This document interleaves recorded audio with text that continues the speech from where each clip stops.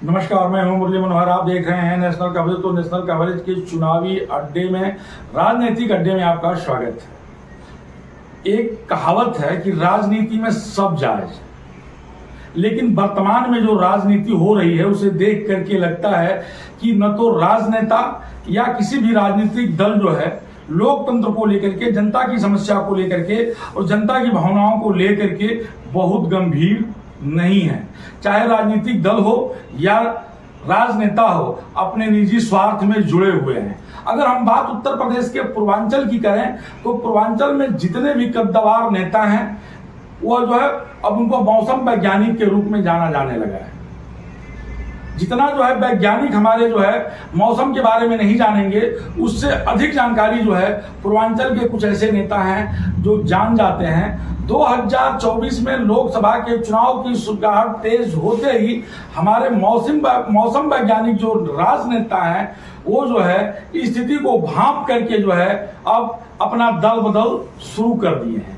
इसी क्रम में आपने देखा होगा कि एक बड़ी घटना जो है पूर्वांचल में घटी है। संयोग से वह घटना जो है पूर्वांचल के गाजीपुर और मऊ से घटी है। मऊ से कभी भारतीय जनता पार्टी के टिकट से विधायक और वन मंत्री रहे दारा सिंह चौहान पिछले विधानसभा के चुनाव में समाजवादी पार्टी के टिकट पर घोसी विधानसभा से चुनाव लड़े और विधायक हो गए। लेकिन अभी महज कुछ ही वर्ष बीते थे और 2024 में लोकसभा का चुनाव है। सत्ता के गलियारे में जाने के लिए एक दिन अचानक दारा सिंह चौहान ने समाजवादी पार्टी के घोसी विधानसभा से जो है अपने पद से इस्तीफा दे दिया। कयास लगाया जाना लगा कि अब दारा सिंह चौहान बीजेपी में आएंगे और बीजेपी ज्वाइन भी कर लिया। दूसरी घटना घटती है कि पिछले भारतीय जनता पार्टी की उत्तर प्रदेश की सरकार में ओम प्रकाश राजभर, जो भाजपा के राष्ट्रीय अध्यक्ष हैं, कैबिनेट मंत्री थे। किसी तरह से 2.5 साल तक जो है आपस में तालमेल करा करके लोगों ने सरकारें चलाई, लेकिन जुबानी जंग तेज हुआ, गठबंधन टूटा, ओम प्रकाश राजभर वापस हो गए। आने वाले पिछले विधानसभा के चुनाव में समाजवादी पार्टी के साथ मिलकर के चुनाव लड़ा। चुनाव के दरमियान मंच पर ओम प्रकाश राजभर ने भारतीय जनता पार्टी के तमाम बड़े नेताओं को, अमित शाह और नरेंद्र मोदी जी तक पर टिप्पणी की और कहा कि हम इन्हें गुजरात खेत देंगे। दुर्भाग्य से समाजवादी पार्टी और भाजपा की सरकार नहीं बनी। लेकिन 2000 चुनाव के पहले एक बार फिर ओम प्रकाश राजभर जो है भारतीय जनता पार्टी के हो गए, भारतीय जनता पार्टी में चले गए। उनके साथ गठबंधन हो गया, जहां उनके टिकट पर मऊ सदर विधानसभा से अब्बास अंसारी चुनाव मैदान में आए, चुनाव लड़े और विधायक हो गए। अब एनडीए के हिस्सा बन गए ओम प्रकाश राजभर। तो अब्बास अंसारी का क्या होगा? क्या अब्बास भी एनडीए का हिस्सा बनेंगे? अगर वह एनडीए का हिस्सा बनते हैं तो उनके खिलाफ, उनके पिताजी के खिलाफ और उनके चाचा के खिलाफ भारतीय जनता पार्टी की सरकार में जो कार्रवाई हो रही है वह कार्रवाई होती रहेगी या उसे रोक दिया जाएगा, देखना यह है। आज ओम प्रकाश राजभर ने स्पष्ट कर दिया है कि हम अब्बास अंसारी को पार्टी से बाहर नहीं निकालेंगे। क्या अब्बास होता दल छोड़कर चले जाएंगे या एनडीए का हिस्सा बन करके रहेंगे? इन तमाम बिंदुओं पर चर्चा करने के लिए हमारे साथ जो है आज भारतीय जनता पार्टी से जो खास मेहमान आए हुए हैं, संतोष सिंह जी, जो कि पिछले अभी हाल ही में जो नगर पालिका का चुनाव बीता है, भारतीय जनता पार्टी के टिकट पर नगर पालिका के चुनाव के प्रबल दावेदार थे। और चर्चाएं तो यहां तक हैं कि अभी जो भारतीय जनता पार्टी जो है अपना जिला अध्यक्ष बदलने जा रही है, उसमें संतोष सिंह का भी नाम जो है बड़े प्रमुखता से चल रहा है। वो हमारे खास मेहमान आज हमारे स्टूडियो में हैं चर्चा करने के लिए।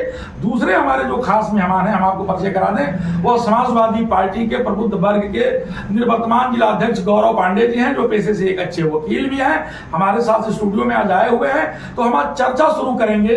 दारा सिंह चौहान भारतीय जनता पार्टी में आ गए हैं, ओम प्रकाश राजभर एनडीए के हिस्सा बन चुके हैं। क्या भारतीय जनता पार्टी के लोग, कार्यकर्ता और मतदाता इनको स्वीकार करेगी?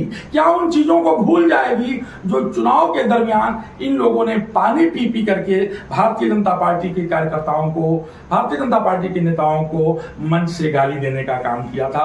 तो सबसे पहले हम शुरू करते हैं संतोष सिंह जी से। संतोष जी, आपका नेशनल कवरेज में बहुत बहुत स्वागत है।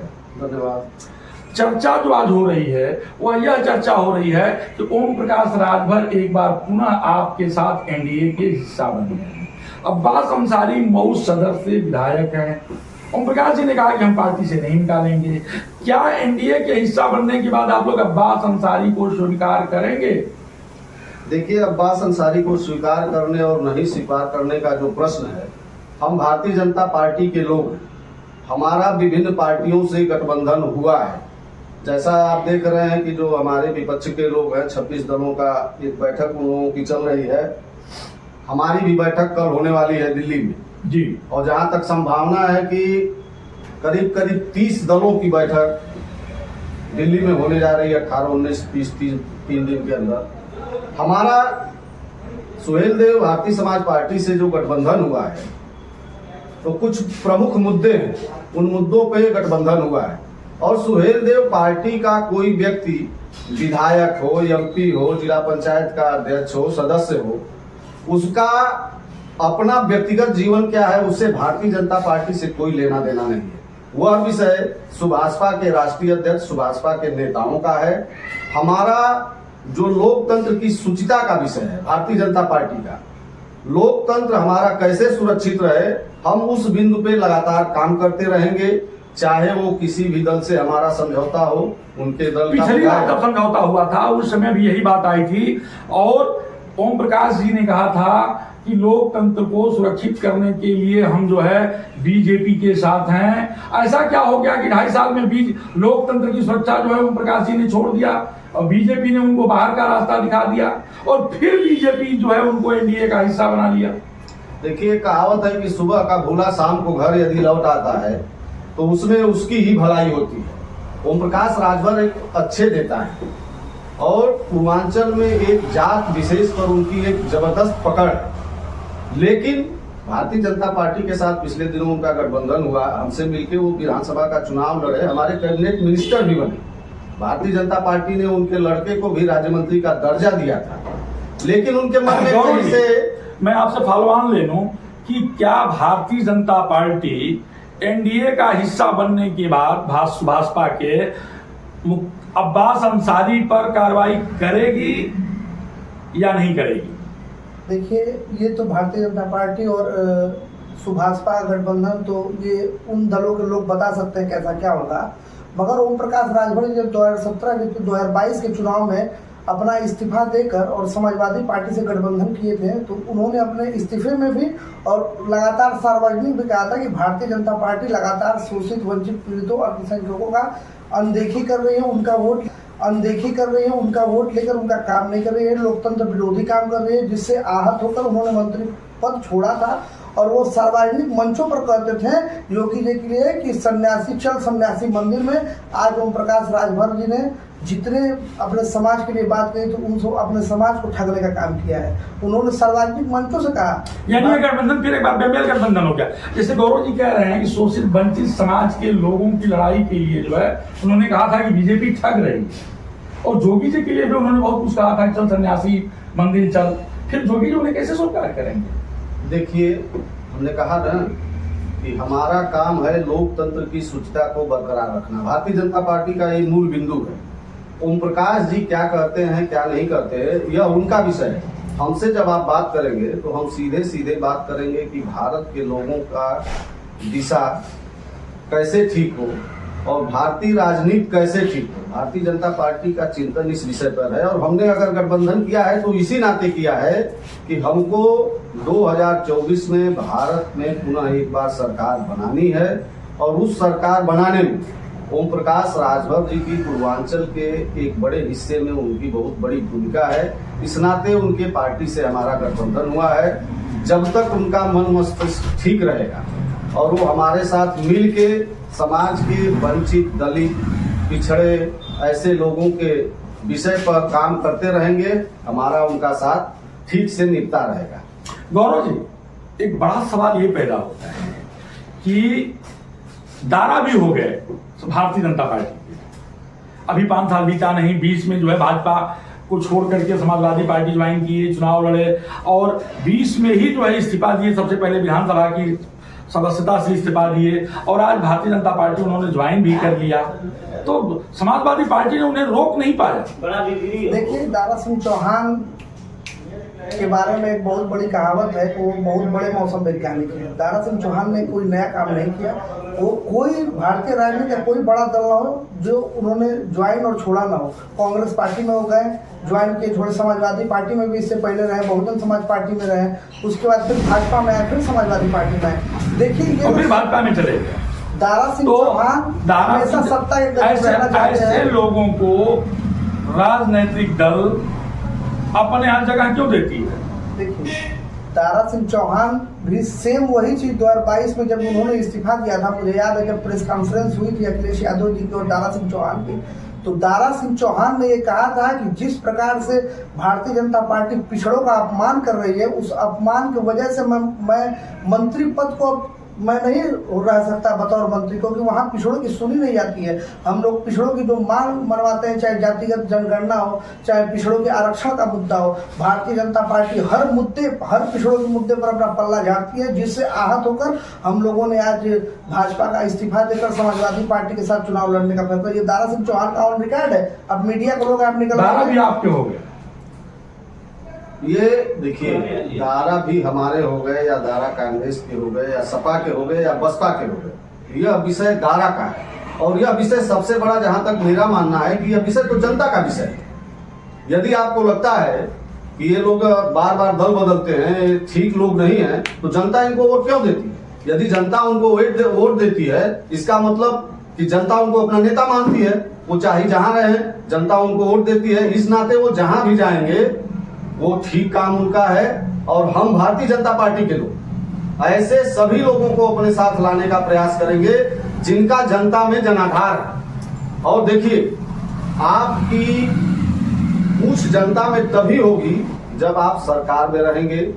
और यानी राजनीति में नैतिक जिम्मेदारी नहीं होती है। नैतिक जिम्मेदारी एकदम होती है। भारतीय जनता पार्टी की नैतिक जिम्मेदारी है। नैतिक जिम्मेदारी नहीं होती है। जिस जनता ने उन्हें साइकिल के चुनाव चिन्ह पर चुनाव जिता दिया, आज जो है वह साइकिल चुनाव चिन्ह से इस्तीफा दे करके और फिर एक बार जो है कमल लेकर के जनता के बीच में जा रहे हैं। यानी राजनीति में कोई नैतिक जिम्मेदारी, सत्ता के गलियारे में जाने के लिए राजनीति की कोई नैतिक जिम्मेदारी नहीं होती। एकदम जिम्मेदारी होती है और भारतीय जनता पार्टी बखूबी उस जिम्मेदारी को निभा रही है। मैंने आपसे कहा ना कि जब कोई तालाब है उसमें गंदगी भरी पड़ी हुई है, तो बाहर से कटिया लगा के, वो मछली गंदगी नहीं है कि उसको निकाल लेंगे, उसके लिए उस तालाब में आपको उतरना पड़ेगा, आपको भी ऊपर कीचड़ के छींटे पड़ेंगे। इसी तरह राजनीति में यदि आपको बने रहना है और समाज का भला करना है तो किसी भी तरह से सत्ता में रहना पड़ेगा। पांडे जी, लोकतंत्र में नैतिक जिम्मेदारी नहीं रह गई है तो लोकतंत्र कैसे बचाया जाएगा? कभी भी कोई भी नेता किसी भी दल के साथ गठबंधन कर लेगा, कभी भी गाली देने लगेगा, कभी भी उनके नीतियों का विरोध करने लगेगा। ये सत्ता का खेल है या आम जनमानस की समस्याओं को लेकर के सब चल रहा है? देखिए, ये सब सत्ता का खेल है, क्योंकि ये चाहे ओम प्रकाश राजभर हो, चाहे दारा सिंह चौहान हो, ये लोग हमेशा सत्ता संरक्षित रहना चाहते हैं। जब भारतीय जनता पार्टी इनके मांगों को नहीं मानती है, तब ये फिर अपना दूसरा रास्ता खोजते हैं। ये लोग हमेशा अपने समाज में अपने समाज का वोट लेकर अपने समाज के साथ छल करने का काम करते हैं। पिछले चुनाव में समाजवादी पार्टी ने 18 सीट दिए थे, कितने राजभर उन्होंने लड़ाए। ओम प्रकाश राजभर केवल अपने बच्चों को राजभर में वो चाहते हैं कि वो विधायक सांसद हो। कितने सामान्य राजभरों को मैं आपके माध्यम से पूछना चाहता हूँ, कितने सामान्य राजभरों को उन्होंने विधायक और सांसद बताया। अगर इतना वो लेकर चलते तो उन्हीं के पार्टी के महेंद्र राजभर यही मऊ के रहने वाले हैं, वो उनसे उनके साथ रहा करते थे और वो अब सुहलदेव स्वाभिमान पार्टी अलग बना लिए, उनका अलग अपना है। ये 30 सेकंड मेरे पास रह गया है। 30 सेकंड में मैं अंतिम सवाल जो है संतोष जी से करना चाहते हैं। संतोष जी, इस पूरे राजनीतिक घटनाक्रम को अगर देखा जाए तो भारतीय जनता पार्टी पे क्या असर पड़ेगा? देखिए, यह जो राजनीतिक घटनाक्रम आप मान रहे हैं, मेरा मानना है कि यह समय की मांग। 2024 का चुनाव नजदीक है और जब चुनाव आते हैं, चाहे वो विधानसभा का चुनाव हो चाहे वो लोकसभा का चुनाव, तो तमाम पार्टियां इधर से उधर अपना दल बदलना शुरू करती हैं। वो देखती हैं कि किसके साथ रहने पे हमारा काम ठीक ढंग से चल जाएगा। इस समय वर्तमान में जो सत्ता के गलियारे में कैसे पहुंच पाए? देखिए, सत्ता के गलियारे में तो जाना ही होगा। 30 सेकंड का समय है गौरव जी आपके पास। दारा सिंह चौहान के और भाजपा के जाने के बाद समाजवादी पार्टी का लोकसभा के चुनाव पर क्या असर पड़ेगा? देखिए इन दोनों लोगों को जनता जान चुकी है कि उनको सत्ता में बने रहने के लिए हमेशा पाला बदलते हैं। चाहे राजभर समाज हो, चाहे चौहान समाज हो, चाहे पिछड़ा समाज हो, उसने मन बना लिया है। 22 के चुनाव में हमने 36% वोट पाया था, मात्र 5 लाख वोटों से हम सरकार बनाने से रह गए। अभी भी जनता सीधे भारतीय जनता पार्टी से समाजवादी पार्टी लड़ रही है। समाजवादी पार्टी को जनता का भरपूर आशीर्वाद, प्यार और सहयोग मिलेगा और उत्तर प्रदेश के अंदर हम भाजपा के विजय रथ को रोकने में कामयाब रहेंगे। अब देखना यह है कि दारा सिंह चौहान और ओम प्रकाश राजभर के समाजवादी पार्टी छोड़ने से समाजवादी पार्टी का कितना नुकसान होता है और भारतीय जनता पार्टी को कितना फायदा होता है। पिछले विधानसभा के चुनाव में जो है ओम प्रकाश राजभर और समाजवादी पार्टी मिलकर के चुनाव लड़े थे, उसके बाद भी समाजवादी पार्टी को बड़ा और ऐतिहासिक लाभ नहीं मिल पाया था और सत्ता से वंचित रह गई थी। क्या लोकसभा के इस चुनाव में इस गठबंधन को उत्तर प्रदेश की जनता स्वीकार करेगी या नकारेगी, वह आने वाला समय ही बताएगा। मुरली मनोहर पांडे के साथ प्रिंस की खास रिपोर्ट। आप बने रहिए मेरे साथ और देखते रहिए नेशनल कवरेज। धन्यवाद।